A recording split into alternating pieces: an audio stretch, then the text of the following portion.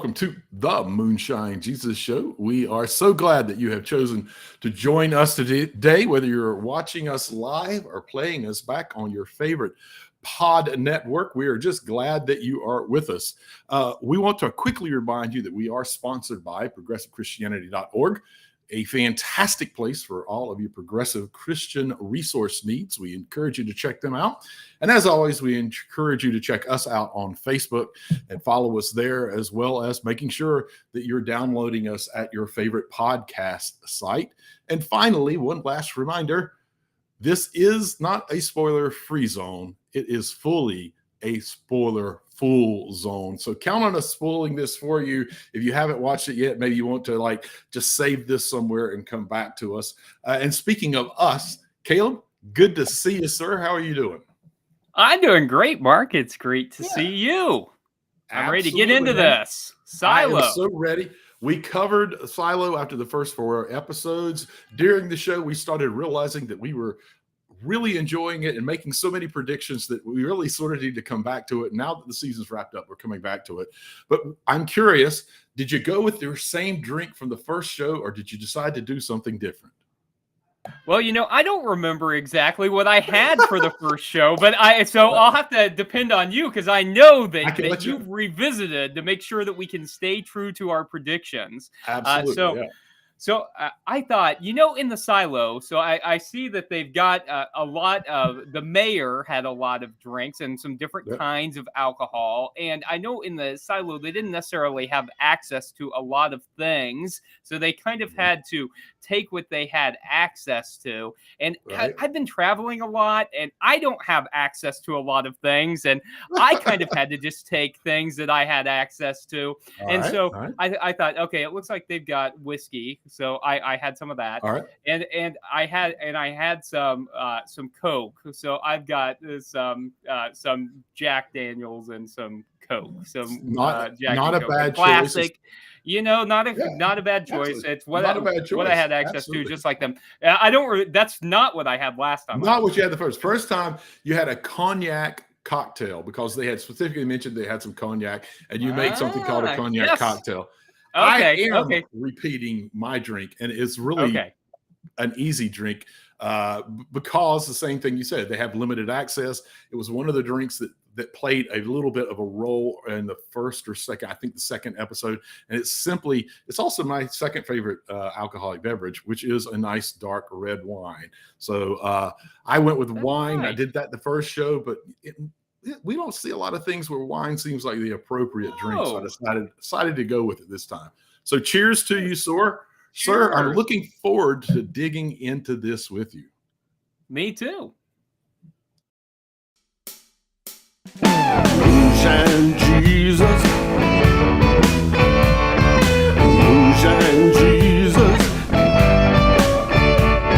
Moonshine Jesus. Moonshine Jesus, won't you shine a light?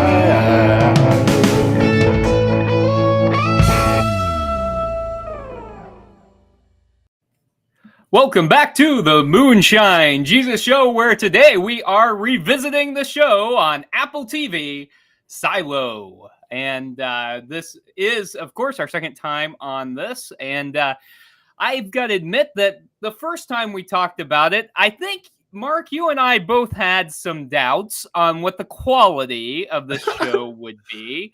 And absolutely. I think that's understandable, because this is the synopsis.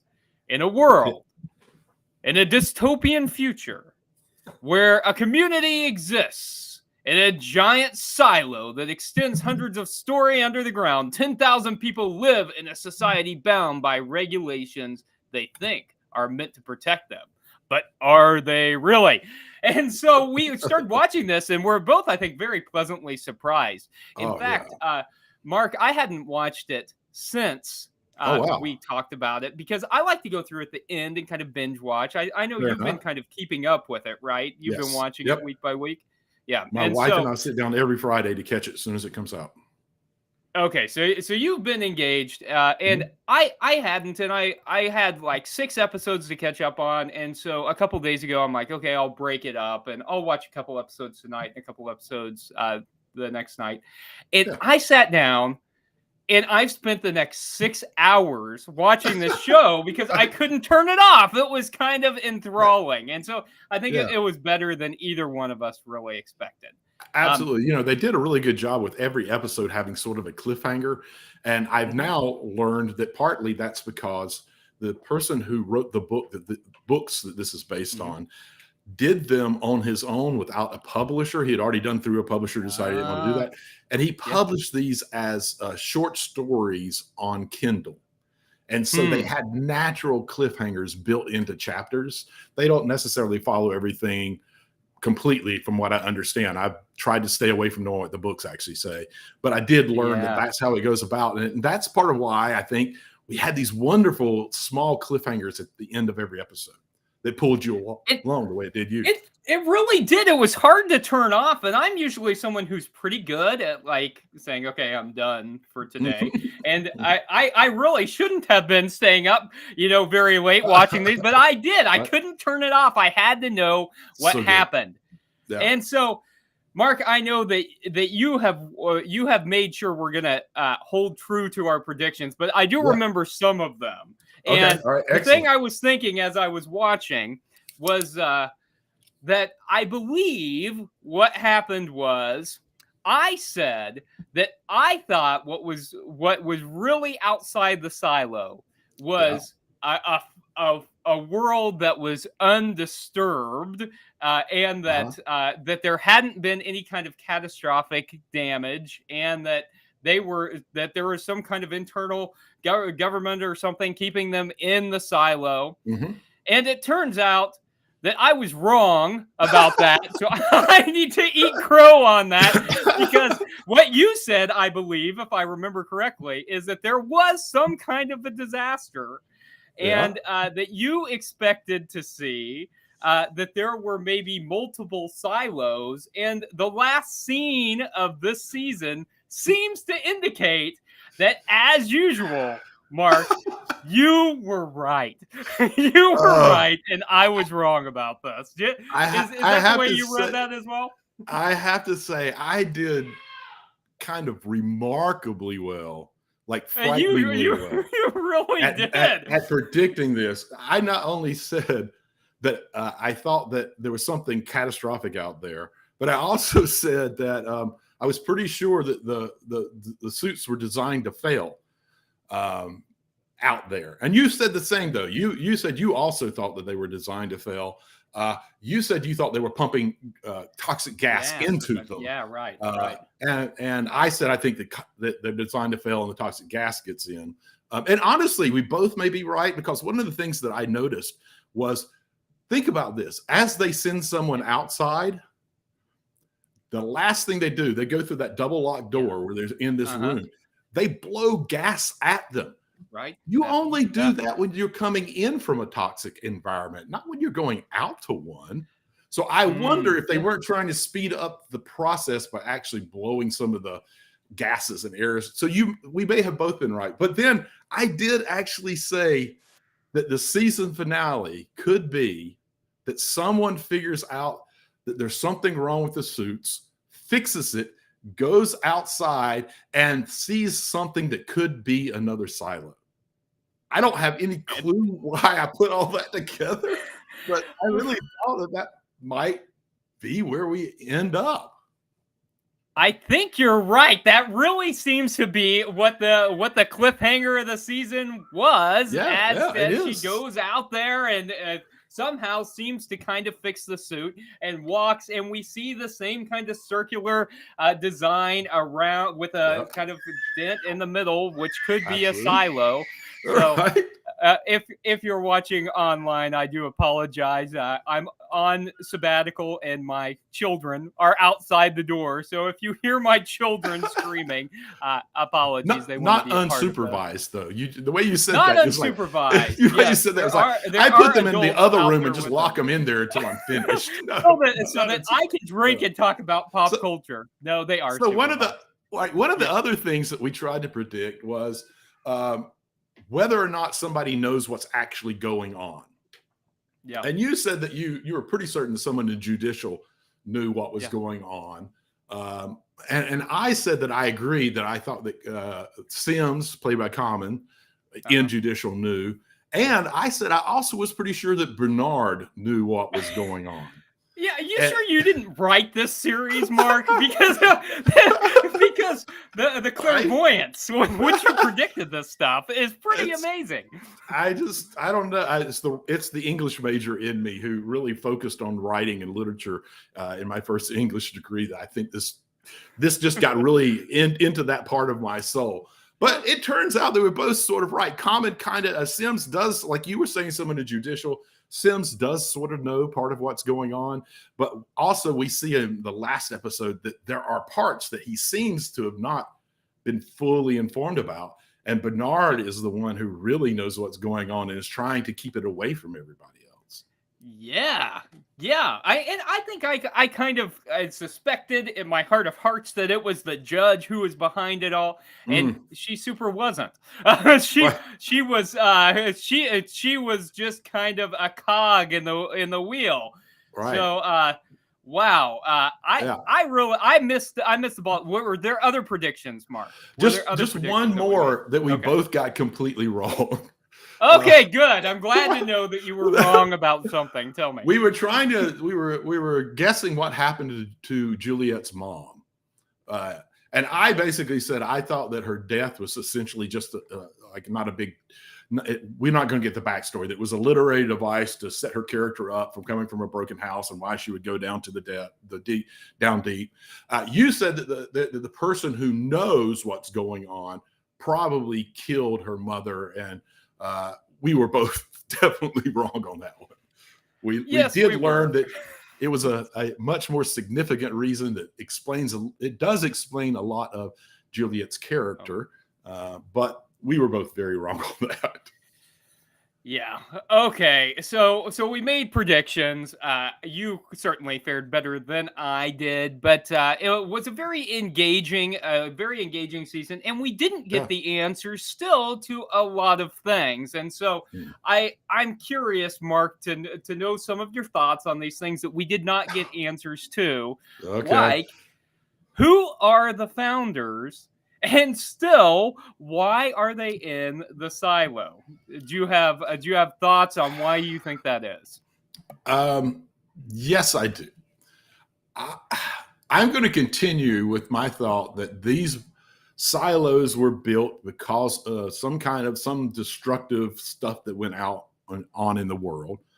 When you see how many they are, it must have been either that the destruction was slow, or that somebody made them in anticipation or as preparation for something that could go wrong. We slowly start realizing that at this point, I believe that the silos are numbered and that they're in number 18. The hard drive had 18 on it. Right. The key that Bernard had 18 on it, that special key that gets them into a room that nobody else gets into. And so I think someone set these up to protect them from something that horrible was going to happen, that did happen, and that the people who set it up are in their own silo. And it's probably a much better run system and nicer than anything we're seeing right now. And that's what they're doing, and that's who Bernard talks to, and probably people in other silos. And I'll tip a little bit more of what I think here by saying, at least for the silos that are still functioning and have people in them. So what do you think? I'm just going to say yes. I think Mark's been right about everything. Yes, whatever Mark says, that's probably the right thing. Yeah. I don't know who the founders are. But I think and I was holding on, Mark, till the very last scene. Despite any evidence to the contrary, I thought everything. She's gonna go out there and she's gonna rip off the helmet and everything's gonna be okay. No, right. The reason for the fault for them being able to see any green at all was to get people to clean the was just to get Right. people to clean the camera. Probably. There's another possibility. What's We'll okay? get to So that. We'll what's get to that. what's We'll the get other? to that. No, We'll get to that. okay. You're gonna make me wait, Mark. You're gonna just tease. Yes, Okay, I am. yeah. Okay, so yeah, I think that there was some kind of a disaster. I think it must have had something to do with technology, which leads me Yeah. to my next question, Okay. because I'm curious why you think technology and relics are so taboo. Why can't they have any technology? Why can't they know anything about the past? Why can't they know why they're in the silo? It seems to me that might help keep them in there. So what's your prediction about why that is? I think it's that anything that they can't explain that they could make within the silo being exposed makes them wonder what it was before the silo way too much. It makes them a little too curious about it, which can cause a problem, particularly when you're having this very hierarchical government, essentially, and folks who are struggling and really don't know anything. So I think part of it is simply that those types of things could very quickly make you start asking questions about how did this happen if we don't make those kinds of things here. What do you think? I think what we're going to see is that I think this is going to be a commentary on where we are right now as a society in terms of artificial intelligence in particular. I think we're going to see that technology got out of control. I think it's going to be a warning about technology getting out of control. And so a very controlled use of technology where we see only those in power using specific kinds of technology in very specific ways. So because we did see that there are cameras and that, IT has access to those things, but no one else knew what they even were. And so I think it's going to be a commentary on artificial intelligence. I think I don't know about artificial intelligence, but I definitely agree that it's going to be a commentary on technology, particularly higher end technology. One of the things that kind of struck me odd was that the key that Bernard has that he got into the special room can be turned on and off remotely. And we don't really have anything else that's turned on and off remotely, which also makes the visor, like obviously the visor was using wireless communication because there was something showing on the display and he was able to cut it off once he realized that she knew. So I think that the technology exists, and maybe the silo that has all of the very important people who created the silos operates and has all of that, and that they're hiding it from everybody else. So I'm kind of on the same page with you on that, I think. Okay, I can't wait to see which one does. One more question, Mark, that I need an answer to. We'll see. So there are cameras pretty much everywhere, but not in the nursery. Why not? Why aren't there cameras in the nursery?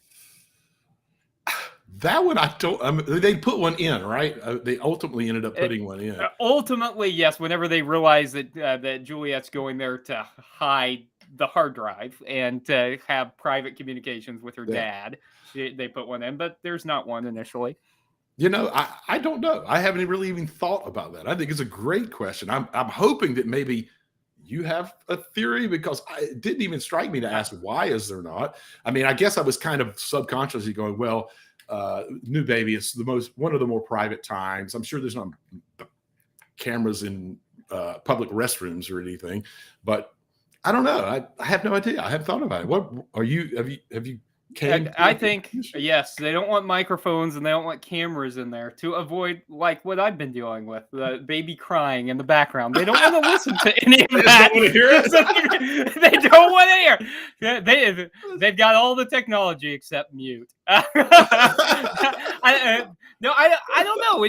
I think there's more to. I think there's more to why there weren't cameras in there, but I don't know. I don't know exactly what it is. So maybe we'll get an answer. Okay. Hey, I've got a lot more questions, but I did enjoy visiting the predictions, even though all mine were right. or all mine were wrong. I can't all get of away with that. All mine were wrong, and most of yours were right. Okay, let's take a quick break, and let's come back and dive into the theology and politics of Silo. Moonshine Jesus. Moonshine Jesus. Moonshine Jesus. Moonshine Jesus, won't you shine a light?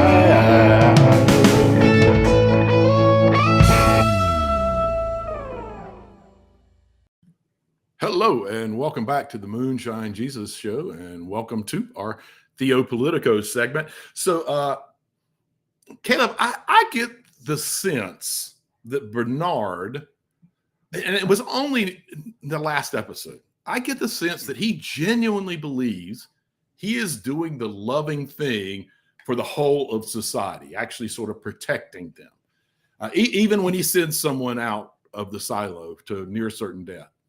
So my question is it evil to make hard choices for what you truly believe is the good of society?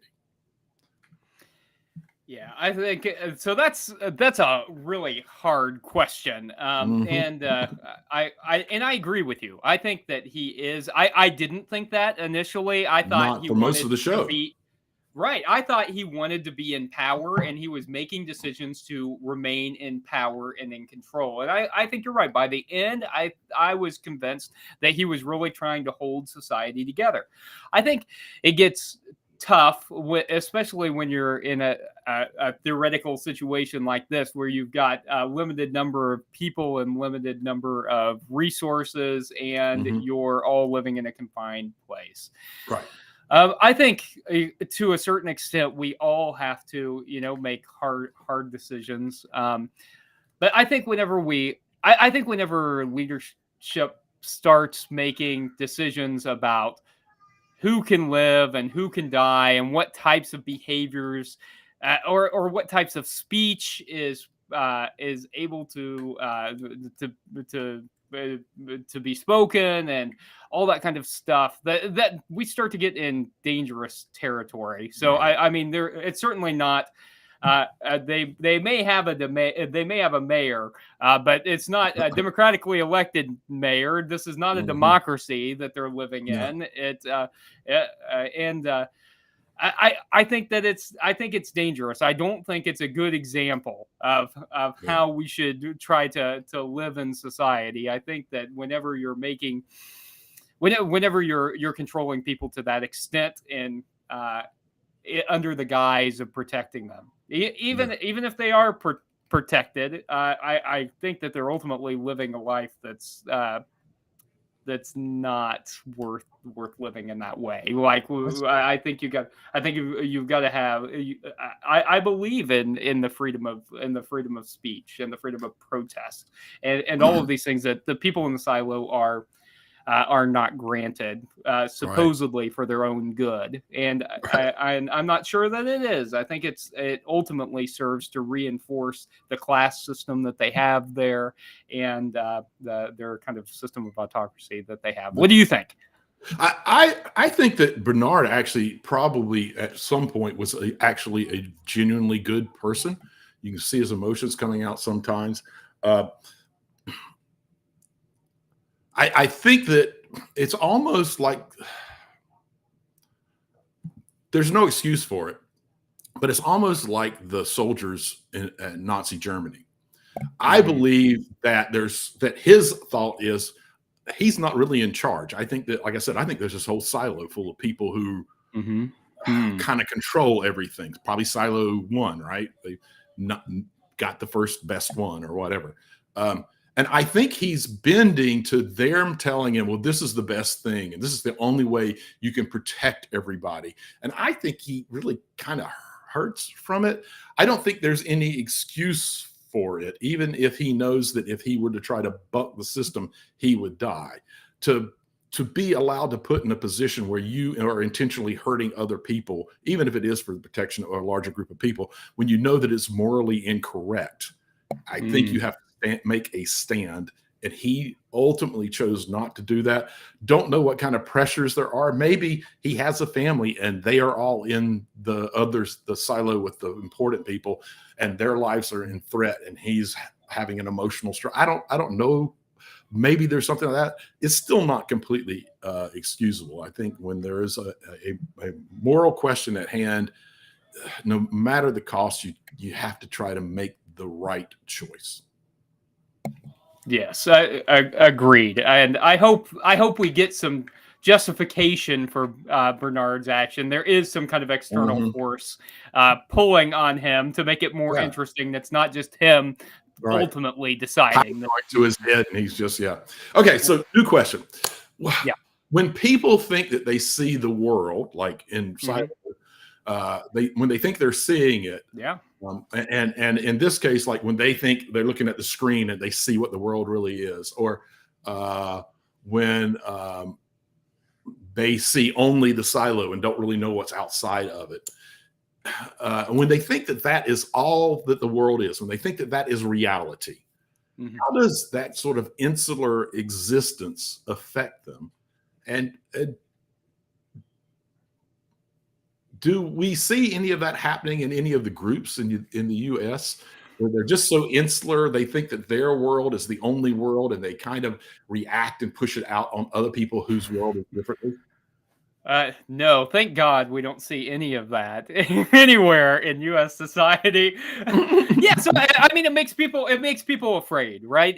They're afraid to see anything outside there. And I mean, I think to a certain extent, even within the silo, you see this class system, and you see people not really fraternizing, say, with the up top with the down deep. You don't see there's this really strict kind of class society, and people are afraid within the silo of each other, with good reason. I mean, there's judicial, and there's not a lot of accountability there for the way laws are enforced. But of course, we see this kind of thing in the U.S. today.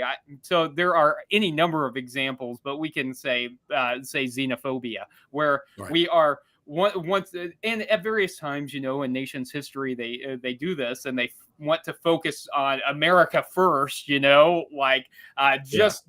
the people around us who were citizens of the United States, and what we really mean are like white citizens of the United States and male citizens of the United States, and so we see this growing fear of people who are outside, people who are different, and there's this lack of recognition that what makes us beautiful as a country is whenever we can really celebrate diversity. I mean, that's theological, right? I mean, if we believe that everybody is a reflection of God's image, whatever that means, but if we believe that God is within everybody, that everybody is good, then God's more fully represented whenever everyone's there. So it's a really dangerous line of thinking theologically, but it's really dangerous as a country too, because our country needs immigrants to survive. We need a diversity of ideas. It's really scary. So that's one of the clearest places that I see it happening,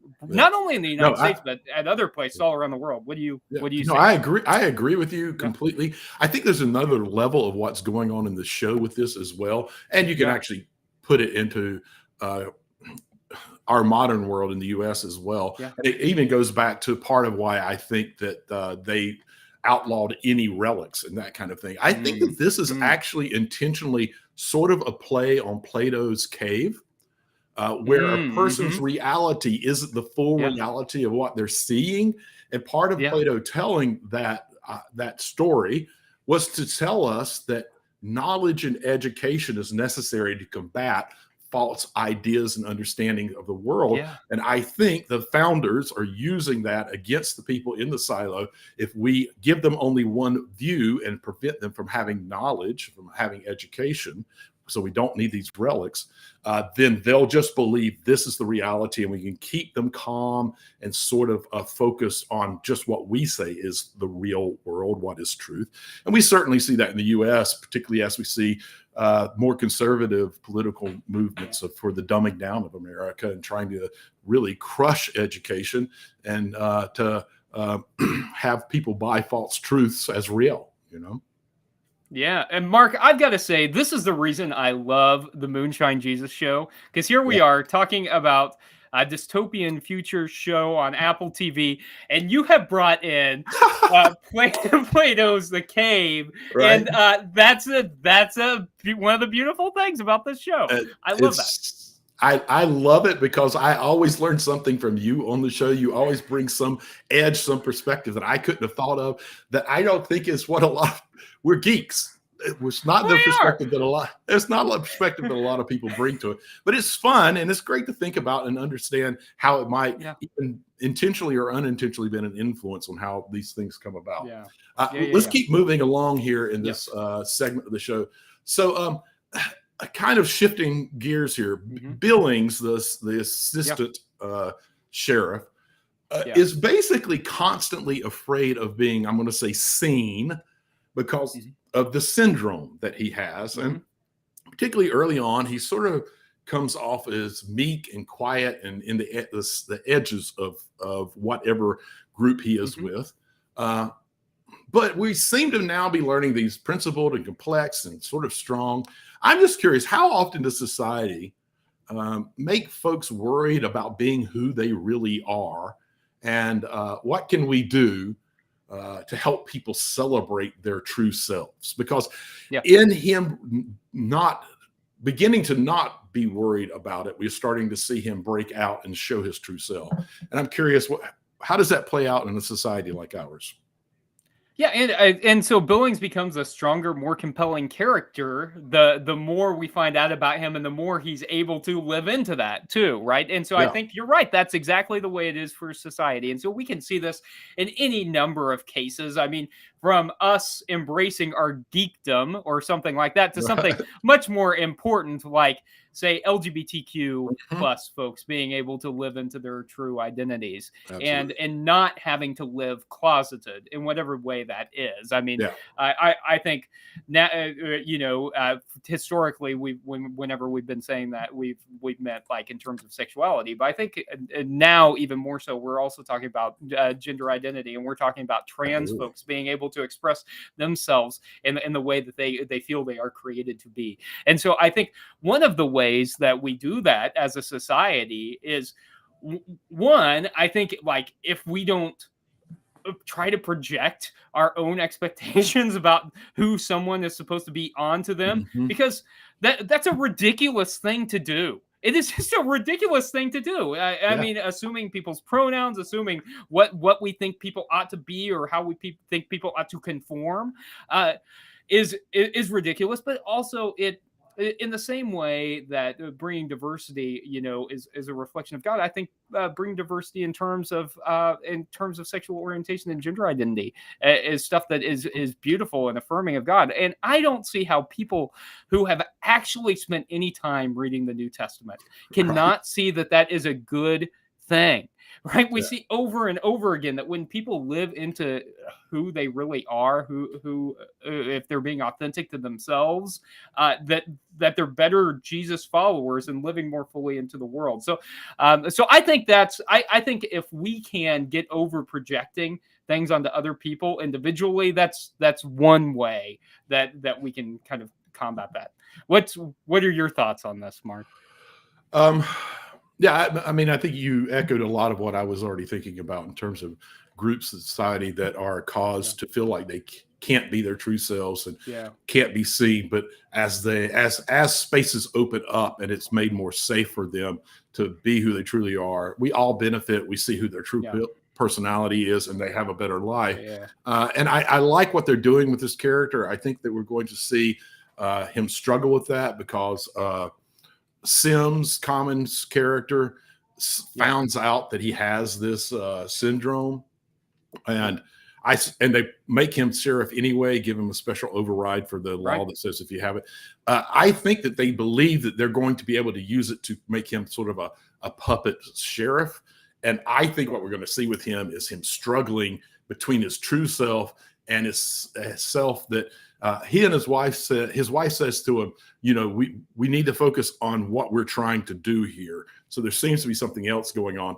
I think he's going to struggle what he and his wife say they're going to do, what Common's character Sim and Bernard are trying to force him to do, and his own desire to be his true self in spite of all of those pressures. And I think it's going to be very informative. And I think a lot of people are going to identify with it and say, yeah, it happens to me. I have family that are pushing me towards one thing. I've got society that's pushing for me one thing. And I need to figure out who I am in this. And I'm trying to become free in it. And just frankly, sheriffs don't fare too well in this story. So I suspect we already know what's going to happen, that he's going to push back against everything, be his real self, and get set up just the way that Juliet was and get put out the door. I don't know. We'll see. We got time for one more question. So Martha Walker overcomes her agoraphobia for the sake of helping someone she cares deeply about. Is that realistic? That a deep-seated psychological issue can be overcome because of an emotional feeling towards someone else? No, that was problematic for me. And I mean, we see this a lot in TV and movies that, if you will yourself enough, right, you can overcome anything. We love that narrative. But it's just not, I mean, and sometimes it's true, I guess, but not most of the time. I'm sure that happens. I'm sure there's an individual example or two where that's happened, but no, most of the time. I mean, she hadn't been out of her house in 20 years. I think what that's actually doing is it's saying dangerous things about mental health, right? Because if it's saying, exactly, well, if you care about somebody enough, you can overcome anything. And I mean, let's talk about something like, say, depression. Like if you love people enough, you can just will yourself back to normal. Well, that's not the reality for almost anybody. It takes time, it takes help, and it's a bit of a roller coaster. And sometimes you do better than others, but it's not something you can just will yourself to overcome most of the time. So that was one of the things that was problematic for me. As I completely agree. I'm like, I don't buy it. Yeah. On top of everything you said, it's sort of a setup to make a claim that psychological health issues are really not all that big of a deal. Like, if you have the proper motivation, you can overcome it no matter what. And I think that's very hurtful. And we see it far too much in lots of entertainment, whether it's TVs, movies, books. And I wish we could find a way to get people to stop that. Actually, the story of a person actually overcoming it for something other than an emotional reason is a much more propelling story. And there's a lot more angst and struggle, and that's a better story. I wish we could do better. All right. I also wish that we could have more time to keep talking about these kinds of things. But yes, we are approaching the end of this segment, and we need to get on to our favorite segment, our Make Me Look Stupid segment. So let's take a quick drop and come back on the other side.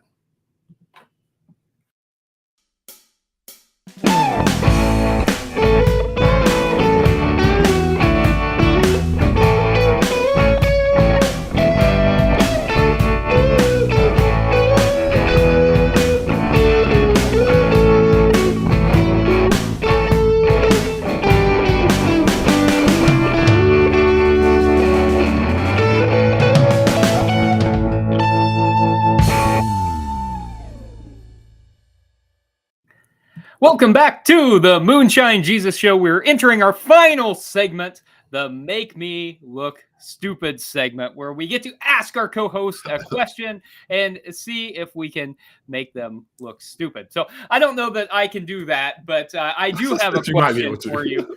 I do have a question for you, Mark. It's a little bit different than the kinds of questions that I typically ask.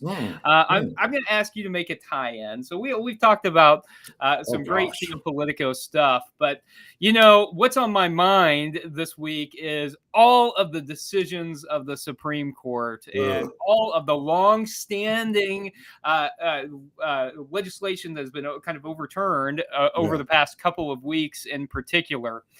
Can you draw a parallel between the overturning of some of these long established laws for rights and silo. Can you draw a connection with what has happened over the past couple of weeks in the United States with silo? That is a tough question. I suspect there's multiple answers to this. One of the connections that I would simply make is that Silo is very interested in creating a society that is very tightly defined, where they are approving what is okay and what isn't okay. And if you step out of those boundaries, that there are severe consequences. And we've definitely seen the Supreme Court making decisions that take rights away, which is very unusual. It's very rare that the Supreme Court has ever done that. And we've seen this court do it, particularly this year, over and over again, where they're taking rights away from people, very tightly defining what's okay in society, and basically making it legal to hurt people who don't fit within that. So for me, that's part of one of the big parallels that's going on here. And there are definitely other ones. I mean, what do you see? Yeah, so I think one of the biggest things that is scary to me is seeing that, in a lot of ways, they're creating kind of a dystopian future in the here and now, in the present, through the reversal of some of these actions. And so I'll draw a parallel. I mean, I think there are parallel with reproductive rights and the things we see in the silo, but I'll draw a parallel with what we see happening in terms of like kind of a class system, and seeing the Supreme Court overturning the affirmative action decisions here in the United States, which already access to education and affordable education in particular is something that really is a class divide, and it's racial, and it's systemic racism the way we see it happening, even with affirmative action programs. I mean, there's still all kinds of discrimination based on names that sound black, or or sound anything but white. And so I think one of the consequences of this decision is that we're going to see a class system even more firmly developed in the United States, and I think it's going to be even more racial, if that's possible, even more racial than we have seen, which I didn't think was possible, but I think we're about to see it. Yeah, I completely agree. Okay, do you have a question for me, Mark? I do, and in my true form, I am going to ask a question. Depending on your answer, I might have a follow-up. But wait, Mark, before you ask me, I've got to say, I didn't steal any of your questions today. Actually, I had 5 questions ready. The first one was, who built the silos? We kind of knocked that down. Yeah, we kind of. The second one was, who is really in charge? With the silo question, in a lot of ways, we knocked that down. Although I think you kind of answered that one yourself. I did. Useful. But part of it was that it got led towards that. There was a lead towards that. Yeah. And then the idea of wiping the screen and the founder's video on the helmet, we started to go towards that. So I decided that wouldn't be very, very interesting. So we knocked down 3 of the 5 questions that I was already leaning towards. Well, we stole them together this week. Absolutely. Yeah. So here's my question. Like I said, depending on your answer, there might be a follow-up. Okay. Now that Juliet is out and surviving, what do you think she will do now?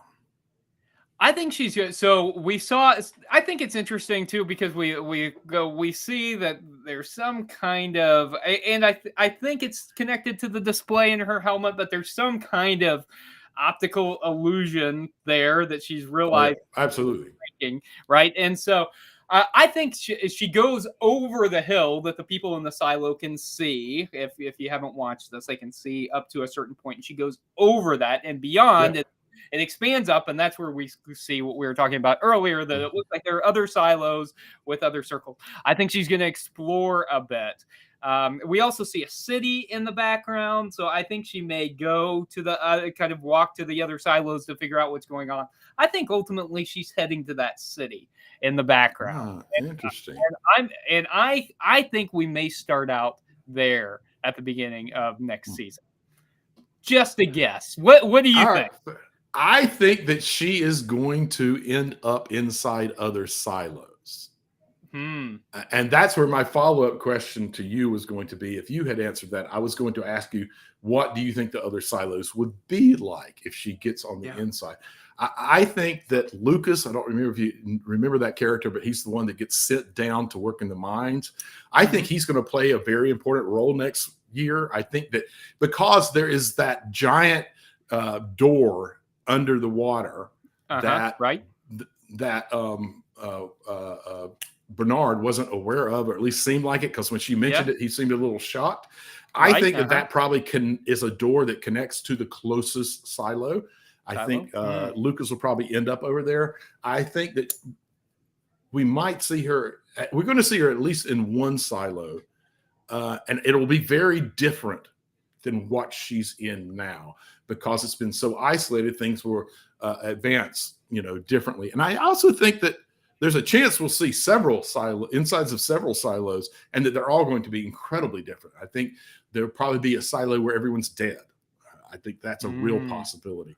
I think there's a possibility that there's a silo where as bad off as they think they are in 18, where they find out, whoa, it's a whole lot worse over there. And I think that there'll be silos where are pretty amazing, and that it's almost like a false utopia kind of thing.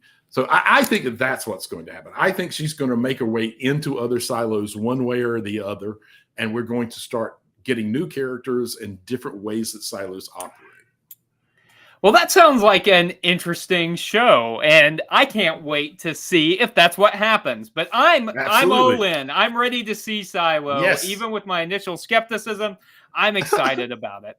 So, hey, a couple things we need to tell you. The first thing, folks, that we got to tell you is that at the beginning of the summer, we said, hey, there may be a few weeks that we have to skip because I'm currently on sabbatical for my main job.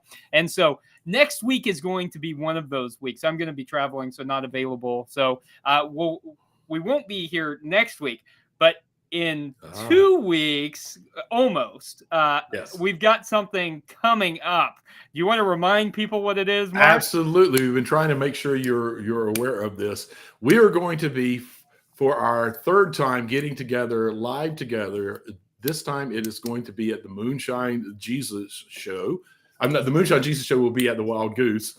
And we will be on Saturday at 5 o'clock on the Goose Cast stage. And we've even set up a discount code for all of our listeners, because we really, really, really want you to be there and to join us. We have giveaways. If you're watching live, you can see that there's a T-shirt giveaways with our Shine Jesus Shine on the Moonshine jug. We've got drinks that we'll be giving away. We've got Huggies that we'll be giving away, stickers. So we really want all of you there to enjoy it with us. So you can go and sign up at Wild Goose Festival. And if you enter the discount code of Moonshine, they'll give you $50 off on your pass. So we really hope you'll do that. And what are we going to be talking about when we're at the Goose? Okay, so I'm really excited about this. Indiana Jones and the Dial of Destiny. Harrison Ford is making his last hurrah as Indiana Jones, and we thought this is an epic summer movie, and we want this to be an epic show. So we're going to talk about Indiana Jones and the Dial of Destiny. It came out last week. You've got a couple more weeks to see it. So if you don't want that to be spoiled and you're planning to be at Wild Goose, go ahead and watch it. It's going to be a lot of fun. And Mark, we're also having a musician come to join us, right? Randy Creeth, who wrote the theme song for Moonshine Jesus show. He's the voice you hear every break and every opening and every closing. He will be there with us live. And not only will you get to hear the Moonshine Jesus song performed live by its writer and creator, but Randy has been gracious and has agreed that he will do a couple other of the songs that he has personally written for us. So we're going to have a great time talking about Indiana Jones, but we're also going to have a great time enjoying the musical stylings of Randy Creeth. The musical stylings of Randy Creeth. That's Randy's what you'll want to come for. Yeah, you'll enjoy it. Yeah. So, I mean, come listen to music. Come get a drink. Come listen to us talk about the theology and politics and geekiness of Indiana Jones. Right. What is there not to like? So we hope I don't know. on Other Right, than having nothing. to look, other than having to look at me for about an hour, that might not for be the both best. of us. I mean, and they have to look at us in person and Right, not just it's- digital. right. You know, if Right. you're listening to the podcast, you don't even have to see us. You can turn Right. it off. But Those Hey, are the well- fortunate folks. those are the fortunate folks. It'll be a lot of fun, though. I can't Yeah. wait to be in person with you, Mark. I agree. love doing this show in person. It's the best. There's so much more energy. It's so I don't know. There's a give and take that you can't really get over digital online. So it's always an incredible show. Okay. Well, hey, we hope you'll join us then in our next show on Saturday, 2 weeks from 2 days ago, and you'll stop by us and see us if you're at Wild Goose. Okay. We'll hope to see you then, and until then, Moonshine Jesus Show checking out. Moonshine